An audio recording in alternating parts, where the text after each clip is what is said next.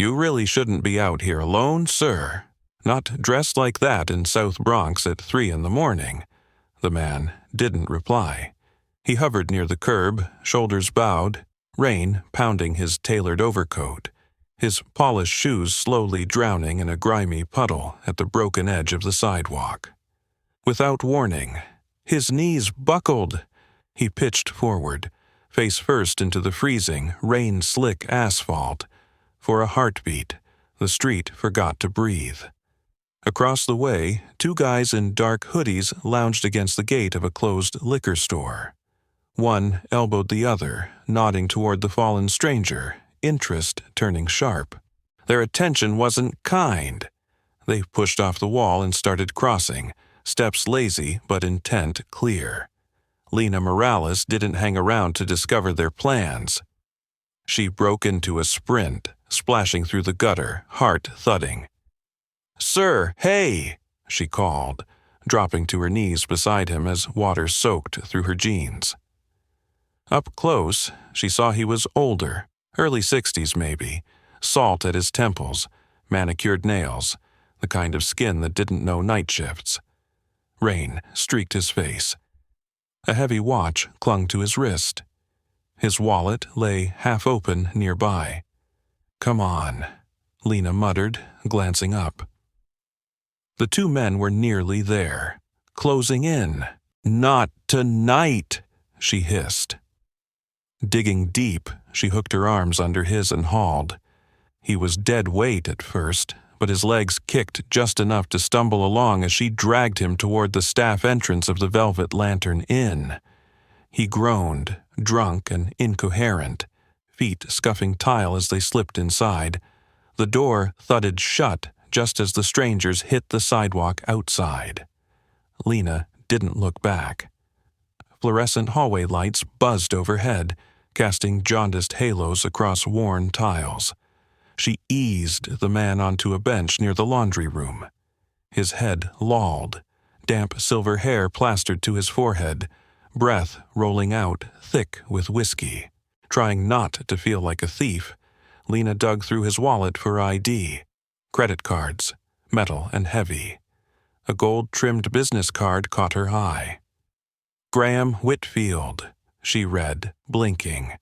"No way! That Graham Whitfield." "Jordan," she called toward the front desk, "can you check this?" The clerk hustled over, eyes widening. "You're kidding," he whispered. "That's him. That's really him." Lena's mind spun, but her hands didn't slow. She whipped out her phone and ordered a cab. "He's not sleeping this off in the break room, and I'm not letting some random rideshare scammer swipe his wallet while he's blackout." 15 minutes crawled by. A yellow cab finally rolled to the curb. Lena grabbed a crumpled 50 from her own wallet, folded it tight, and pressed it into the driver's hand before he could object. "Don't run his card. Just get him home. He's out of it." The driver studied her, then the man, then gave a short nod. She helped Graham into the back seat, his weight sagging heavily into her side, the kind of surrender that came when someone completely lost the wheel. As she buckled him in, he mumbled, "You're good people. Don't forget that. People like you, that's who counts." She said nothing, just shut the door gently. The cab vanished into mist, taillights glowing red through the fog. Inside, Lena stood in the lobby, letting the quiet settle around her. Her shoes squished, her hoodie clung, heavy and cold. The dusty wall clock behind the front desk now read 3:52 a.m. Another graveyard shift at the Velvet Lantern. Only somehow different. She trudged to the staff locker room, peeling off her soaked hoodie, wringing out the sleeves over a sink stained with old rust. She wasn't sure what had made her move tonight. Reflex, maybe. Or a stubborn refusal to let one more person sink while everybody else pretended they didn't see. Outside, the storm finally began to break. Above the brick and concrete of South Bronx, the first hints of dawn cracked the sky in pale streaks, subtle, steady, impossible to reverse. The following Thursday, right before the lunch rush, Lena stood at the bar, folding cocktail napkins into neat stacks as the front bell chimed. She didn't glance up at first. Probably Mr. Hanley, the regular who demanded extra lemon in his iced tea and tipped in coins like it hurt. "Excuse me," a smooth, measured voice said. Lena lifted her head, plastering on a polite smile, then froze. The man in the doorway was the one she'd dragged from the rain. Now he was razor-sharp. Tailored navy suit, shirt crisp, silver hair combed back, dark eyes alert and deliberate. No sign of the soaked mess she'd hauled into a cab. Authority wrapped him like another layer of fabric. Lena's fingers tightened around the napkin. "Looks like you're walking just fine. The cab did its job," she said. Graham stepped nearer, tone calm but edged. "The ride didn't save me that night." Lena folded her arms. "I didn't do anything special. Anybody decent would have helped." He scanned the quiet bar, then returned his gaze to her. "Then it's a tragedy no one else bothered," he replied. "I looked into you, Miss Morales." Lena's stomach dropped. "I'm sure you did," she said warily. "You left college at 20 to take care of your mother," he continued. "You've juggled 2, sometimes 3 jobs. You've basically run this place while the manager skimmed cash, and you've paid for guest damages from your own tips. You even covered my cab." Lena narrowed her eyes. "Sounds like you've built quite the file. Still feels like assumptions." "No," he said quietly. "Those are facts." Silence stretched between them. Then he pulled a slim leather folder from inside his jacket and laid it on the bar. "I own this property," he said simply. "Among others. This one, the Velvet Lantern, it's been on the chopping block. Underperforming, badly run, bleeding money, I was set to sell." Lena swallowed. "If you're here to fire me, you're overdressed." Graham's mouth twitched. "I'm not firing you. I'm offering you the deed." The napkin in her hand tore neatly down the middle. "Come again?" she blurted, louder than intended. He didn't flinch. "You're the only reason this place still breathes. The guests come back because of you. I reviewed the numbers, watched the cameras from that night. You didn't have to drag me off that street. You could have walked away like everyone else. People don't just hand over hotels," Lena said, voice tight. "Not to overworked waitresses in the Bronx. People don't usually rescue billionaires from bleeding out in the rain," he answered. She stared, caught between laughing and screaming. "So what is this, your grand redemption project?" His smile thinned. "This isn't penance, it's acknowledgement." "I'm not begging you for recognition," she shot back. "No," he said softly, "but you're owed it." The folder sat between them like something alive. Lena eyed it like it might explode. "I need time," she said at last. "Take it," Graham replied, nudging the folder toward her. "Everything's there. Transfer paperwork, debt relief, renovation funds. My attorney will walk you through every signature. And if I say no?" Lena asked. "Then I honor that," he said. "But I hope you won't." He turned toward the door, paused. "There's something about you, Lena. You don't wait for permission to do the right thing. That's rare." Then he left. Just like that, the lobby swallowed him. Lena stood rooted, surrounded by the careful not-looking of co-workers. Denise, the morning housekeeper, wiped the same section of counter for the 3rd time. "You gonna open that or just stare till it evaporates?" she muttered. "I don't even know what's inside," Lena said. "Girl, The universe just slid you a miracle, Denise replied. Might want to check if it's legit. Hours later, after wiping down tables and locking the front doors, Lena sat alone in the empty lobby, the folder heavy in her lap. Her phone screen glowed blank, no missed calls. Her mom's room at the care home was dark. The silence made the old walls hum. Lena flipped the folder open. Inside, documents lined up, stamped, signed, already processed. Legal transfers with her name printed where owners usually lived. A detailed ledger of hotel debts, most marked cleared by wire transfers from some thick-walled holding company. A renovation budget, staff training grants, all earmarked for her. At the back lay a handwritten note on thick stationery. You offered a stranger dignity. Let this return some to you. G.W. Lena pressed her palm flat over the page, throat tight. This was crazy, unreal. Yet the paper was solid beneath her hand. If it was real, everything was about to change. If you think someone like Lena deserves something this wild and good, hit that like button. And tell us, where are you watching from tonight? Drop your city in the comments. You might be closer to someone sharing this story than you think. Lena didn't sleep, not really. She lay staring at the ceiling of her studio above the laundromat, folder open beside her. The air smelled like dryer sheets and bleach. Machines hummed below, coins rattling inside metal drums. A hotel? Her hotel?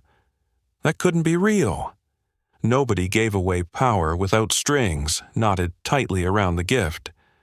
But the pages stayed stubbornly legitimate. Every signature notarized, every clause unexpectedly clean. Graham hadn't just dangled a dream. He'd already moved money, filed papers, set dominoes. Toppling! Lena picked up her phone and called the care home. Her mother's voice floated through, tired, raspy, but warm. Mija, it's 2 a.m. I know, Lena whispered. But what if something huge just happened? Like, impossible huge. Her mother gave a dry little laugh. You finally hit the lottery?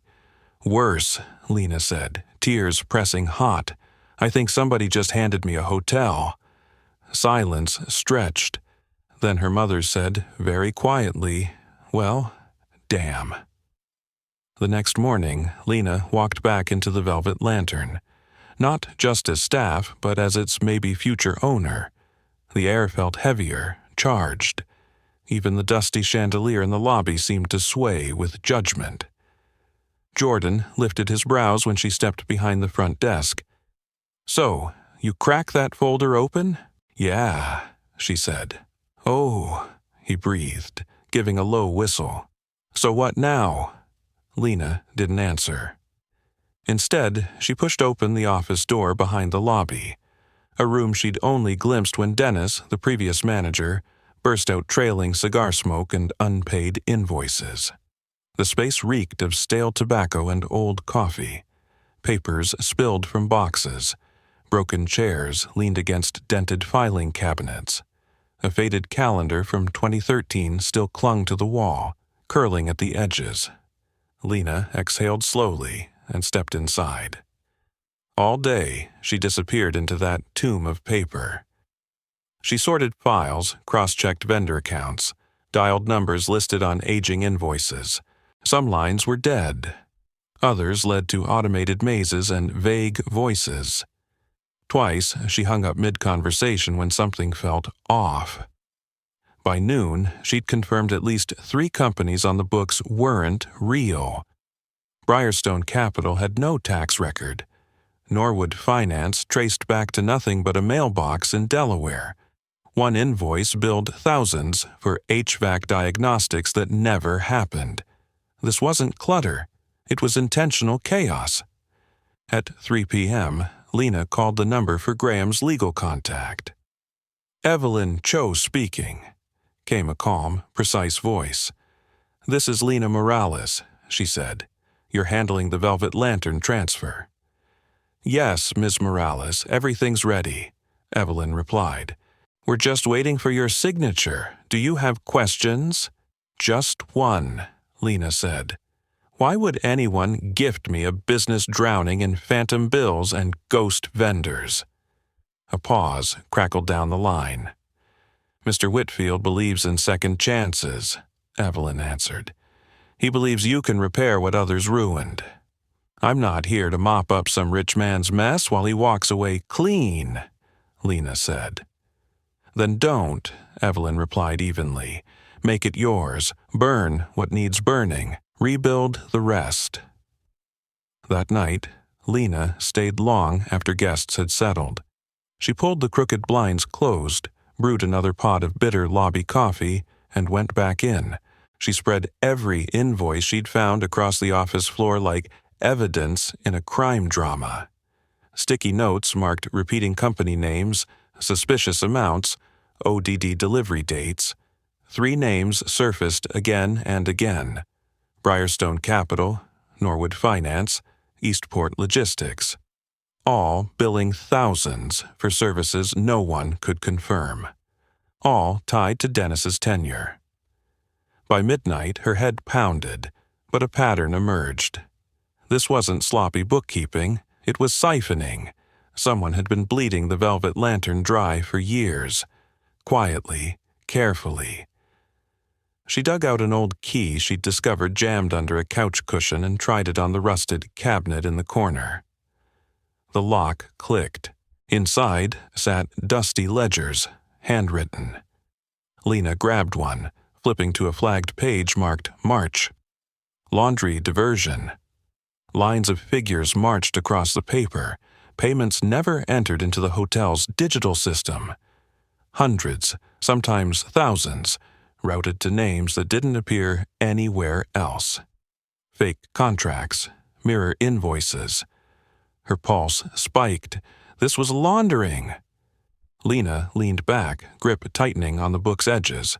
Her hands trembled. Her phone buzzed. A text from Jordan slid across the screen. "Hey, heads up." Some guy in a suit came by earlier asking about the new owner. Said he's an old friend of Dennis. No card. Whole vibe felt off. Lena didn't text back. She shut the ledger, slipped it into her bag, and locked the others away. Morning found her in the office again, voice level as she called Evelyn. "Did you or Mr. Whitfield ever examine Dennis's financials before the transfer?" she asked. Another long pause. "No," Evelyn said. He was advised to disengage. Mr. Whitfield didn't want the baggage. "Well," Lena replied, staring at the cabinet, "he might have dropped more than a hotel in my lap. I think someone used this place to wash money, and I don't think they're done." "I'll inform Mr. Whitfield," Evelyn said. "But be careful. People who design schemes like that hate daylight." Lena hung up, palm pressed flat against cold metal. This wasn't just a promotion. It was a war zone. By late afternoon, she called an impromptu staff meeting in the lobby. The chandelier flickered overhead, but nobody joked this time. 12 employees circled her.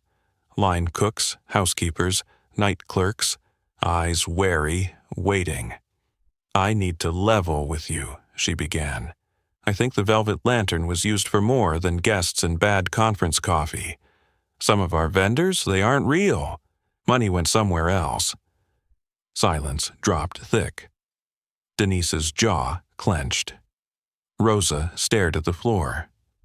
"You think Dennis was in on it?" Jordan asked. "I don't know yet," Lena answered. "But I do know this. If we build on top of this without clearing it out, we're stacking fresh paint over mold." Denise spoke first. "So, what do you need?" Lena looked around at them.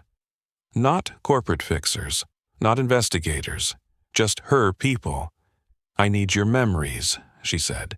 "Anything." Dennis said that sounded weird. Deliveries that came late at night. Folks who never checked in but always met with him. "Write it down. Tell me," Denise nodded. Got you. Rosa lifted her hand shyly. There was this guy a while back, she said, called himself Mr. V. Slick, black BMW, always late. He said they were planning expansions, but he never stayed in a room. I didn't trust him. Lena's shoulders stiffened. Mr. V, another shadow for the board. That night, the office lights burned again. Lena sat surrounded by files, laptop open. She typed every name, matched addresses, chased down P.O. boxes and dead websites in silence. Down in some forgotten forum thread, under a whistleblower article, she found it. Briarstone is a front. Watch who's behind it, the guy with the initials, VK. Lena's heart hammered. She screenshot the thread, saved links, cataloged everything into a folder on her desktop labeled simply Proof. She didn't know how deep this ran yet, but she'd finally found the rot. Now she intended to carve it out.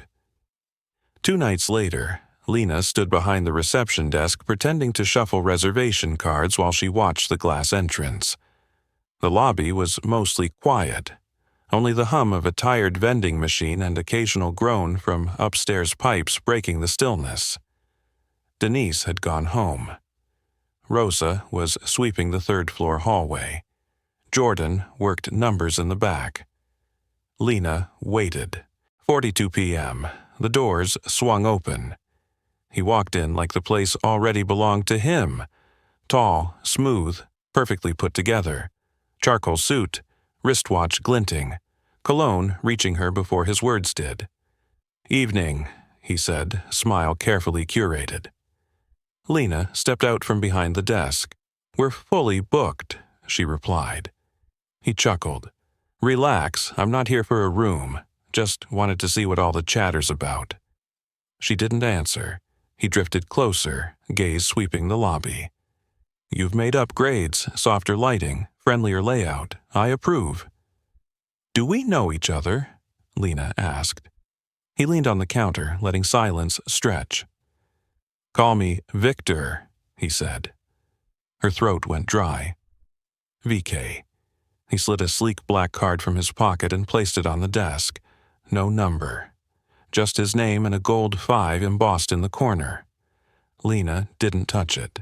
Victor's smile sharpened. You've been busy, he murmured. Calling vendors who preferred to remain discreet. Digging up old ledgers. Poking around in systems most people pretend they never saw. I'm trying to run a hotel, Lena answered. No, he said, eyes narrowing. You're trying to play detective in a story you don't comprehend. You're right, she said coolly. I don't understand why somebody like you would show up in person unless there's something worth hiding. His jaw ticked just once. You're clever, he said, but clever doesn't equal safe. The air seemed to thin. Victor straightened. Walk away, Miss Morales. Enjoy the gift. Repaint the lobby. Bake your cookies. Host your little conferences, but stop trailing ghosts. You're not built for what lives behind them. Lena's voice dropped. You don't scare me.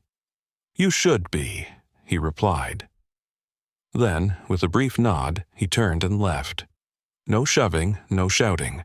Just quiet threat wrapped in wool and steel. Lena stood frozen until the chime on the door went silent. Then she moved. She strode straight into the office. Jordan looked up, startled. Everything okay? No, she said. Call Denise. Tell her we're changing every lock tomorrow. Front, back, storage, laundry. And I want the security system live before the weekend. Was that him? Jordan asked. She nodded once. Victor Cade was just here. His eyes went round. What did he want? To shake me, she said. Later, at her kitchen table, Lena opened the ledger again, laptop glowing beside it. She dug into public records and shell company filings, tracing connections until her eyes burned. She followed addresses bouncing between holding companies, matched board members, cross-checked obscure LLCs. Slowly, a map formed. Victor Cade held stakes in multiple hospitality portfolios along the East Coast through a firm called Westline Strategies. Briarstone, Norwood, Eastport. They all curled back toward him like fingers. He'd been washing millions through places like the Velvet Lantern. On paper, the properties barely scraped by. In reality, they were sluice gates, and Lena had shoved a wrench in his pipeline. She copied every document, screenshot, and link to a secure USB drive. Then she slid her chair back, chest tight, and stared at the tiny piece of metal on the table. If anything happened to her, these files needed to outlive her. She grabbed an envelope from a drawer, the cheap kind she used for rent. Her hands still smelled of cleaning spray and old paper. Outside, sirens wailed faintly, another night soundtrack in the Bronx. She picked up a pen, hesitated, then exhaled. Lena slid the USB drive inside, listening to it tap against the envelope's corners. She took one last look at the open ledger, pages dense with numbers that suddenly meant danger instead of boredom. This wasn't the life she'd imagined when she dropped out of school to care for her mother. It was bigger, riskier. But this was hers now. Hotel, mess, enemies and all. She sealed the flap, pressing the glue down with her thumb until it stuck. In the humming quiet of her tiny kitchen, she understood something clearly. You don't get miracles without responsibilities. You don't pull wolves from shadows without expecting teeth. The machines downstairs rumbled into a fresh spin cycle, the floor trembling faintly under her bare feet. Lena glanced toward the window, where the city glowed in scattered orange and blue. Somewhere out there, men like Victor believed regular people stayed frightened and small. She wasn't interested in playing her assigned role anymore. She picked up the envelope again, weighing it. Proof, ammunition. A line she couldn't uncross. She thought about her staff, Denise's tired jokes, Rosa's shy nods, Jordan's nervous spreadsheets. They hadn't signed up for this. But if she backed down now, the same people who drained this place dry would keep doing it elsewhere. Lena grabbed a marker from the junk drawer, its cap chewed and cracked. She clicked it open and hovered over the envelope. Whoever ended up holding this would need to understand exactly what it was. Not a bill, not a love letter, a fuse, a warning, a map of everything someone wanted buried. Her hand shook slightly as she lowered the tip to the paper. She thought about Graham, about the night in the rain, about every time life had told her to shrink and she'd refused. Maybe he'd meant to give her a business. Instead, he'd given her a battlefield. Lena set her jaw. The marker squeaked softly as she wrote, the letters big and unmistakable. Not a paragraph, not an explanation, just a single word that would tell anyone who opened it to proceed carefully, to understand this envelope carried weight. Ink bled slightly into the cheap paper as she finished the last stroke. She capped the marker, slid it aside, and stared at what she'd written. Then Lena tucked the envelope into the back of her cabinet, behind a stack of old takeout menus, the word on the front facing out where only the brave would look. Evidence. Insurance. As extra backup, Lena moved the envelope from her cabinet to the loose plank beneath her bed, sliding it deep into the dark gap. The following morning, the blowback started. At 8, the walk-in freezer died again, every box inside oozing, spoiled, completely ruined. By 9:30, a fire inspector appeared without warning, clipboard in hand, eyebrows already raised. He cited them for 3 violations, including one extinguishing unit that had passed testing barely 3 weeks earlier. At 11:15, a delivery truck slammed the loading dock, cracking concrete and demolishing 2 garbage bins. The driver swore the brakes slipped. Maybe not. By 2 that afternoon, Lena's hands trembled while she filled out insurance paperwork at the lobby desk. Denise sat across from her, arms locked tight over her chest. "This isn't random," she said flatly. Lena didn't disagree. "Yeah," Lena answered softly. "I know." Denise leaned in. "So what's the move?" Lena stared at the forms, then at the scuffed lobby tile. "We hold the line," she said. That night, she gathered the staff and told them enough of the truth to understand the stakes. "That man who came by," she said, thinking of Victor's cold smile. "He's not here to make deals. He's here to intimidate. And when bullies feel you pushing back, they hit harder." Miguel muttered, "We could lose everything." "We might," Lena admitted. "If we stay quiet, we lose more." Jordan asked the question hanging between them. "So, what are you going to do?"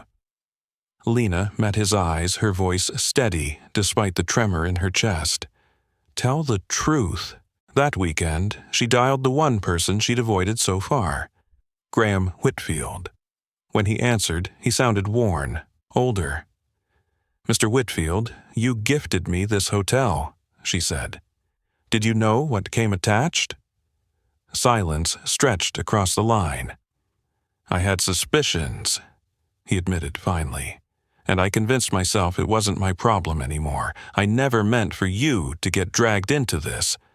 "But I am," Lena replied. "So I need to know," she continued. "Are you going to help this time, or disappear again?" Graham released a slow, heavy breath. "Tell me everything." So she did. Every file, every shell company, every late-night visitor. When she finished, there was no room left for excuses. Only decision. "I'll call someone I actually trust," Graham said. "Someone who doesn't owe Victor a single favor." Lena closed her eyes. "Good, because I'm not backing down." Outside, wind chased trash along the South Bronx sidewalks. Lena opened the front doors and stood there, watching the sky darken, feeling pressure building. The storm was gathering. This time, she wouldn't be standing alone.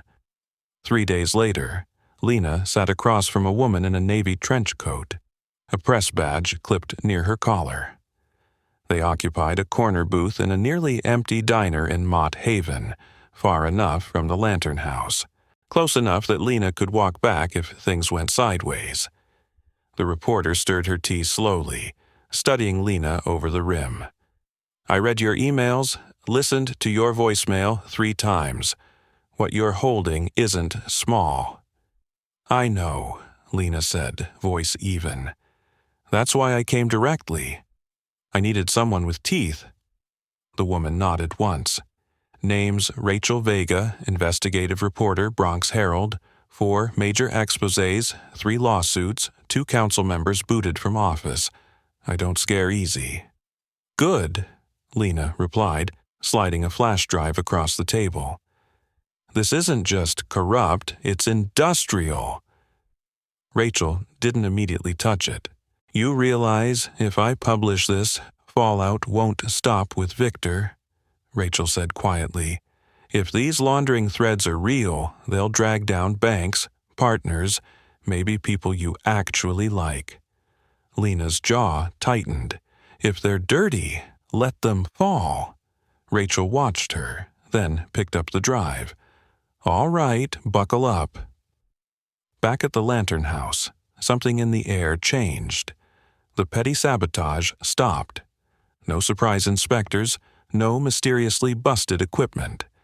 But the quiet felt worse, like standing on shore while a massive wave built just out of sight. Every creak upstairs made Lena jump. Every unexpected knock spiked her pulse. Jordan started staying late most nights just in case. Denise kept a bat leaned behind the laundry room door.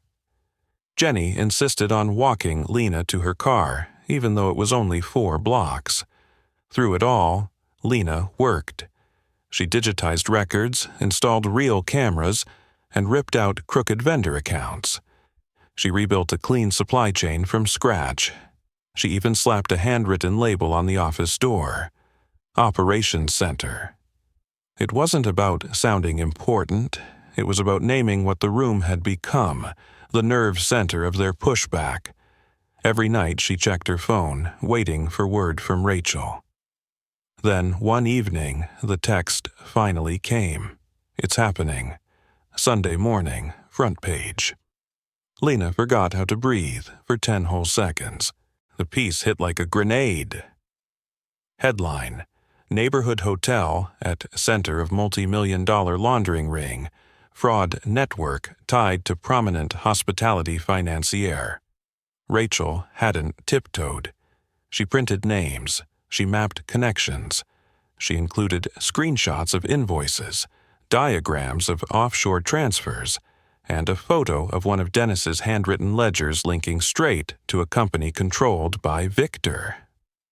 The story tore across the internet. By mid-morning, Lena's phone wouldn't stop ringing. News anchors, bloggers, podcast hosts, former guests. Some just wanted a quote. Others wanted to book a room and ask if the famous peach cobbler still existed. Then came the detectives. 2 unmarked sedans rolled up after noon. Lena watched from the front desk as 2 plainclothes officers entered, one flashing a badge. "We're looking for Lena Morales." "That's me," she said, keeping her tone calm. They escorted her to the back office. They were courteous, but all business. "What made you start digging through the vendor accounts?" one asked. "Because none of it lined up," she answered, "and because too many people assumed I'd never question anything." "What made you store all this instead of deleting it?" another pressed.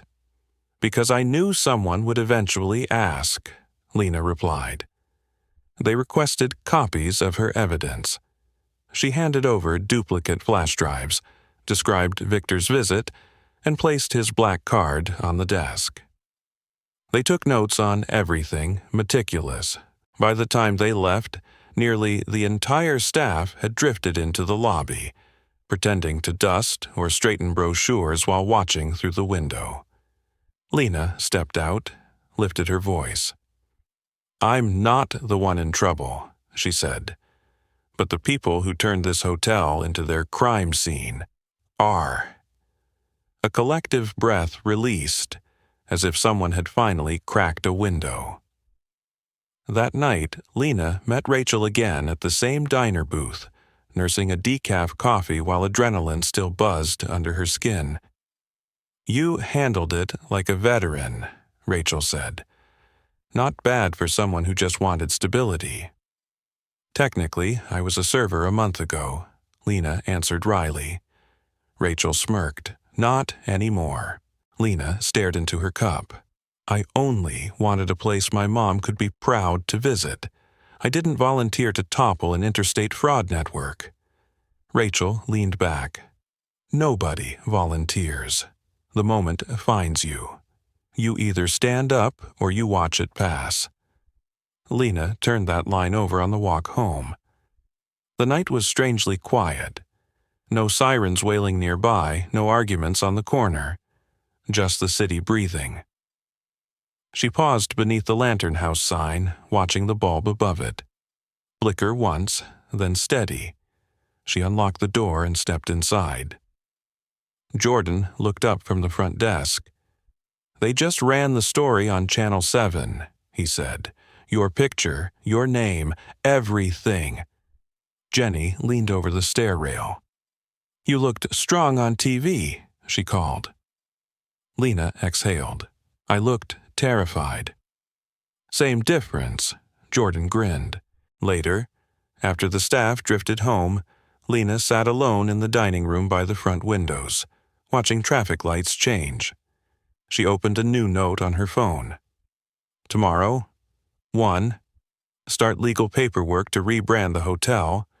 2. Draft job posting for a security officer. 3. Order new exterior signage. 4. Call Mom. She hesitated, then typed another line. 5. Remember to breathe. She set the phone down and leaned back, finally letting herself sink into the quiet. She wasn't at the finish line, not even close, but she'd turned a corner. The road ahead was messy, and hers. A week after the article detonated, Lena stood at the edge of the parking lot, watching contractors unbolt the old velvet lantern-in sign from its rusted bracket. The faded gold letters squealed as they came down. Curious neighbors lingered on the sidewalk. It felt like more than metal coming loose.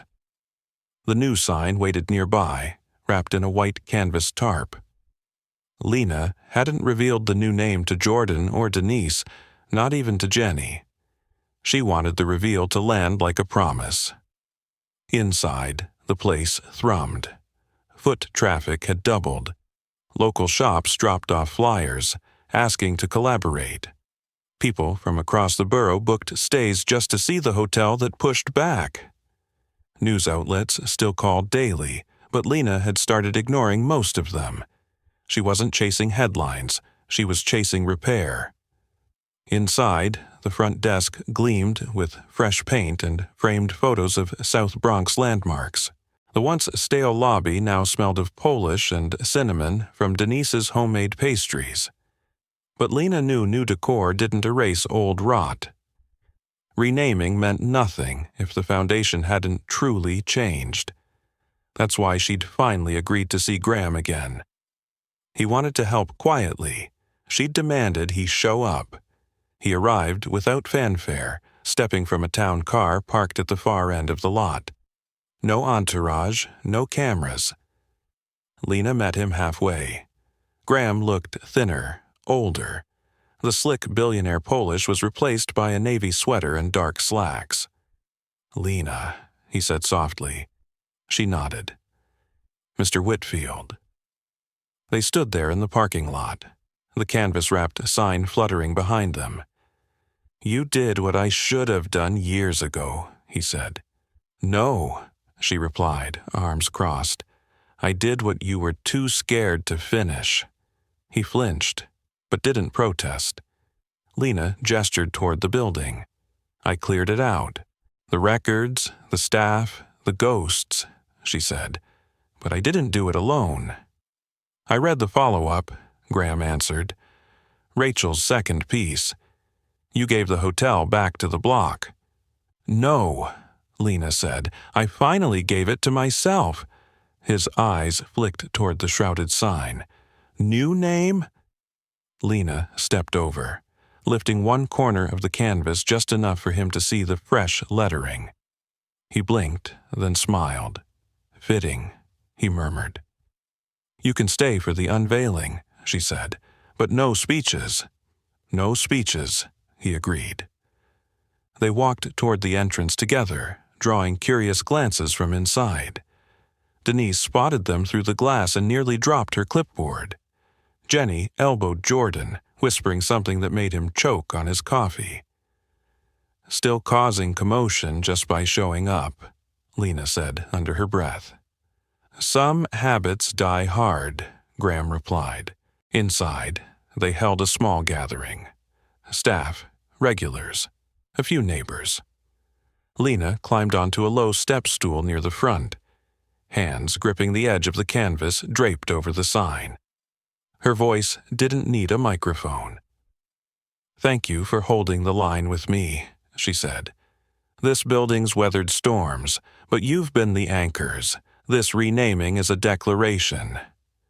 She stepped down and nodded to Denise. Together, they yanked the canvas free. The new sign gleamed in brushed bronze, the Lantern House. Below, in smaller script, "A place to belong." Applause rolled through the lobby, tentative at first, then full. Some guests whooped. Denise dabbed her eyes, blaming allergies. Graham clapped from the back but stayed out of the spotlight. When the crowd thinned, he approached the desk. "I brought something," he said, offering a manila envelope. "What is it?" Lena asked. "Final transfer documents. This time, the land too. No leases, no tricks." Her heartbeat quickened as she skimmed. Titles, deeds, full release. Clean, unconditional. "I don't want anything else hanging over you," Graham said. "Not from me. Not from before." For the first time, Lena saw not just the man who'd handed her a disaster, but someone trying, awkwardly, to repair it. "Thank you," she said. "Goodbye, Lena," he answered. He left without another speech. That night, Lena walked each hallway of the Lantern House. Every floor carried a different scent. Coffee and newsprint on one, lemon cleaner on another. She knew every sound now. The creak near 307, the vending machine's wheeze, the elevator's soft thunk when it finally behaved. She paused outside room 206, the so-called haunted room, and smiled. No more ghosts here.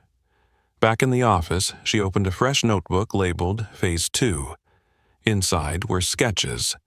Rooftop garden, after-school reading room, community library. On the first page she'd written, "We don't just run a hotel, we hold doors." She closed the notebook and set it on the desk. Outside, the new sign glowed steady. No flicker, no shadows, just a lantern burning for whoever needed it. Another month slid by, and the Lantern House wasn't merely surviving, it was thriving. Locals started calling it the block's heartbeat, half joking, half serious. The front steps were rarely empty now. An older man worked his crossword over coffee each morning. School kids finished homework at the patio tables. Miss Rosa from the flower shop sometimes played dominoes with Denise. The Lantern House had become something surprising, a second home. People didn't realize they needed. Inside, the lobby smelled of pine and citrus polish. The velvet chairs were reupholstered in deep green. Soft jazz drifted from speakers Jenny installed with her brother, recently back from college. A community board near the elevator listed events: Sunday poetry, Wednesday book club, Friday open mic, and weekend tournaments. One Saturday morning, Lena stood in the middle of it all, coffee in hand, watching a little boy feed quarters into the snack machine with a grin too big for his face. She remembered being his age, clinging to her mother's hand in bus stations, wishing someone would actually see them. Now she was the one building a space where people were seen. Denise walked by carrying a tray of biscuits. "You look like you're either about to cry or adopt a puppy," she teased. Lena smiled. "Depends how good those smell." "Peach and cinnamon," Denise said. "Like your mom used to." Lena blinked. "How do you know that?" "Because you mention her whenever you're tired, overwhelmed, or stubborn, which is often," Denise said. They laughed. That evening, as the sun slid low and lobby lights warmed on, something unexpected appeared. A letter, hand-delivered. Jordan brought it over, face pale, hands tight. "Some guy dropped this off," he said. Didn't say a word, just nodded and left. The envelope was thick, black, with no return address, Lena's name written in precise silver script. She opened it slowly. Inside, one sheet. "You may think you've won. You've embarrassed powerful people. Attention isn't protection. Some debts don't vanish, they wait, no signature."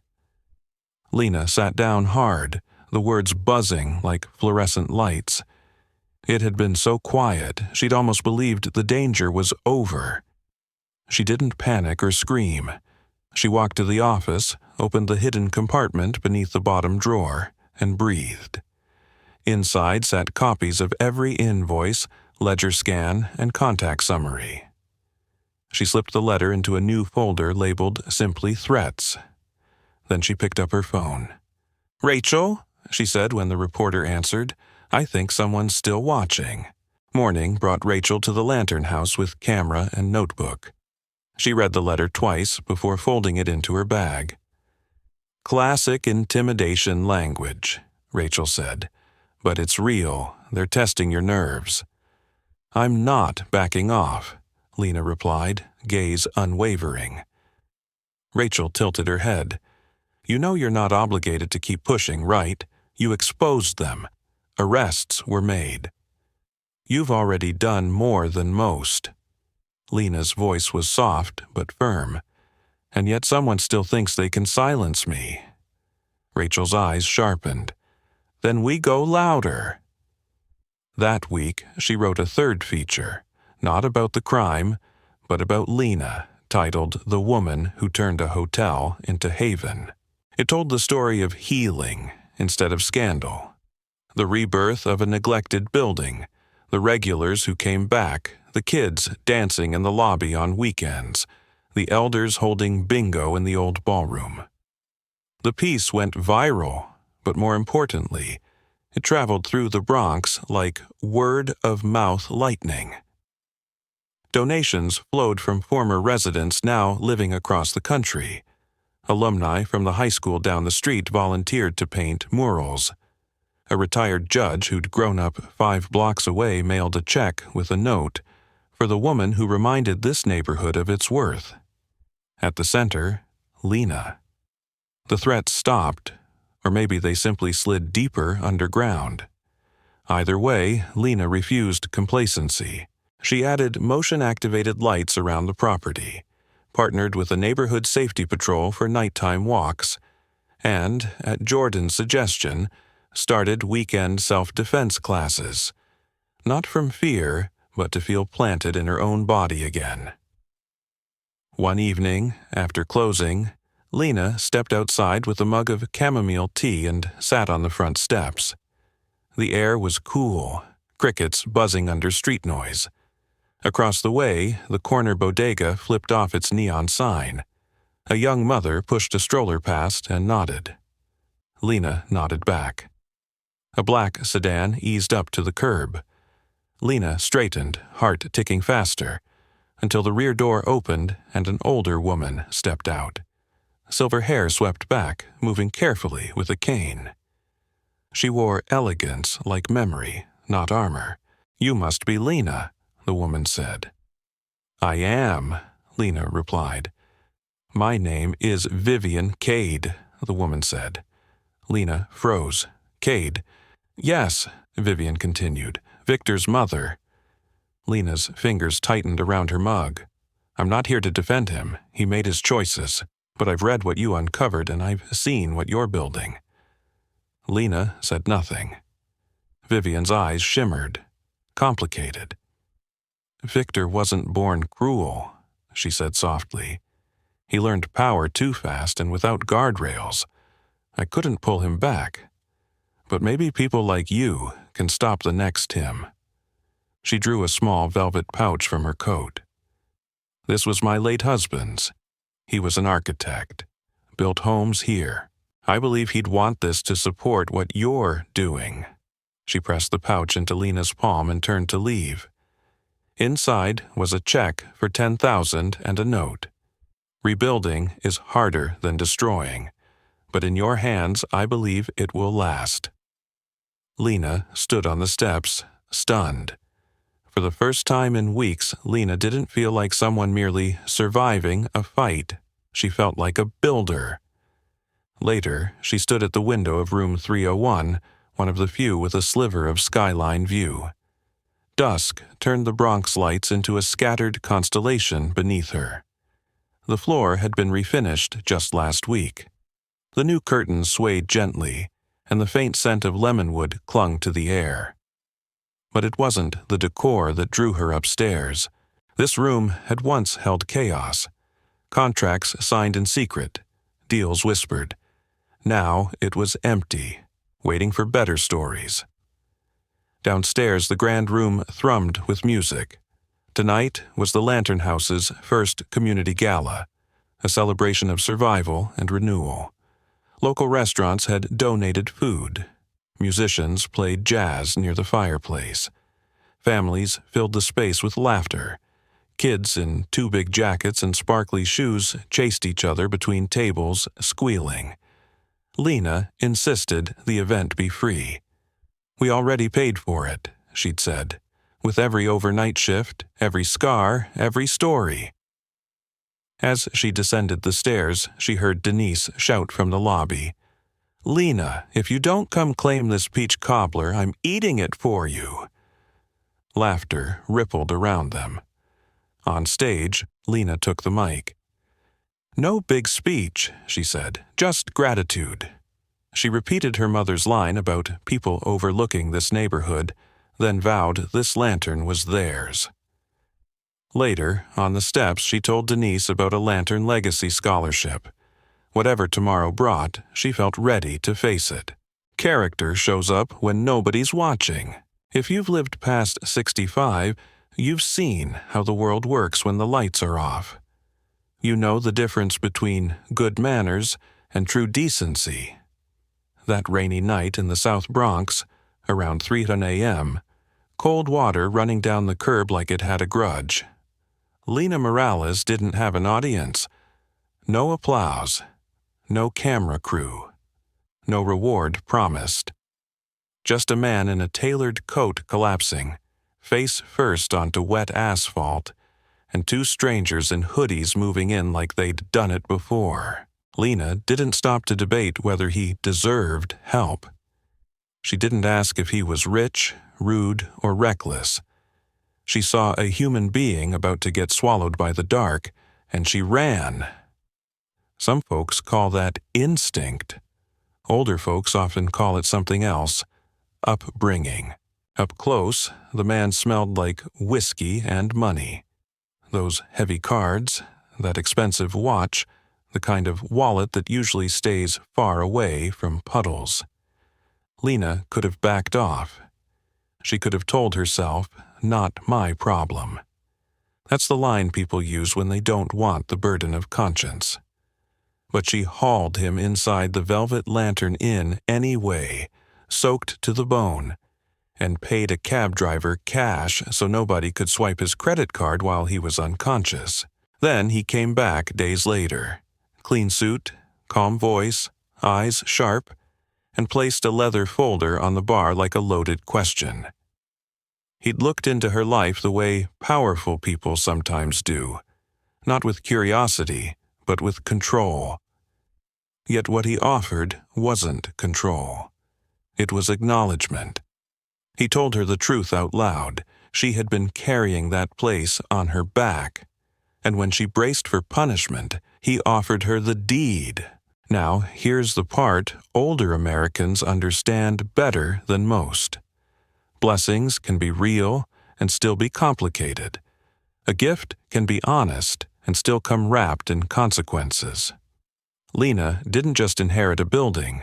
She inherited years of rot hidden behind invoices and fake vendors, names that didn't exist, bills for work never done, money siphoned off like a slow leak no one bothered to fix because it wasn't dripping into their sink. And that's the lesson. Character isn't proven when life is easy. It's proven when you're tired, wet, underpaid, and alone, and you still choose to pull someone out of the street. When you take ownership, the wolves notice. A lot of people dream about finally getting ahead, but very few talk about what happens when you do, and the wrong eyes turn toward you. The moment Lena stepped into that back office, stale smoke, broken chairs, paperwork piled like a warning, she did something that separates survivors from rebuilders.